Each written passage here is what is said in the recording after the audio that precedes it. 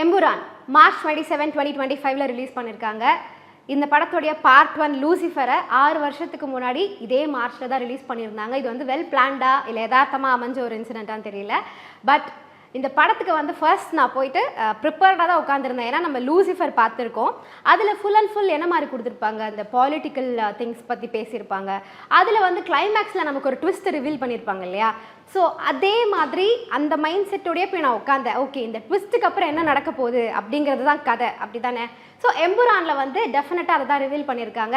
Initially கொஞ்சம் வந்து படம் ஸ்டார்ட் ஆனதும் ஒரு ரியாட் போயிட்டுருக்கு. அதாவது நம்ம எல்லாருக்குமே தெரியும் 1999, 2000, 2002 இந்த டைமில் வந்து இந்தியாவில் பயங்கர ரிலீஜியஸ் ரியாட் நடந்துச்சு. அஃப்கோர்ஸ் ஹிந்துஸ் விசஸ் முஸ்லீம் அப்படிங்கிற ரியாட் தான். ஸோ அதில் தான் படமே ஆரம்பிக்குது. அப்படி ஆரம்பிக்கும் போது என்ன ஆகுதுன்னா, நிறைய ஆடியன்ஸால் கனெக்ட் பண்ணிக்க முடியல. திடீர்னு என்ன சொல்ல வர்றாங்க, ஃபுல்லாக வந்து கொஞ்சம் நேரம் வந்து ஹிந்தியில் தான் போயிட்டுருக்கு படம். அதனால இது என்ன ஹிந்தி படமா அப்படின்னு ஏன் காது படவே நிறைய பேர் பேசினாங்க. ஸோ பாதி ஆடியன்ஸ்னால இந்த படத்தை கனெக்ட் பண்ணிக்க முடியல. மேபி அவங்க லூசிஃபர் பார்க்காம இந்த படத்தை ஃப்ரெஷ்ஷாக வந்து பார்த்துருக்கலாம். அதனால இந்த கேரக்டர்ஸ் எல்லாம் உங்களுக்கு புதுசாக தெரிஞ்சிருக்கலாம். இல்லை இந்த படத்துடைய கான்செப்டே யூ மீன் லைக் வேறு வேறு டைமென்ஷன்ஸை கனெக்ட் பண்ணியிருப்பாங்க. ஸோ அது வந்து கனெக்ட் பண்ணி நம்ம பார்க்குறதுக்கும் கொஞ்சம் டைம் எடுக்கும். அதனால அது பாதி பேருக்கு புரியல அப்படின்னு எனக்கு தெரியல. பட் லூசிஃபர் பார்த்துட்டு எம்புரான் பார்க்க போங்க. இல்லைனா உங்களுக்கு சத்தியமாக என்னென்ன கேரக்டர்ஸ் என்ன ப்ளே பண்ணுதுன்னே தெரியாது.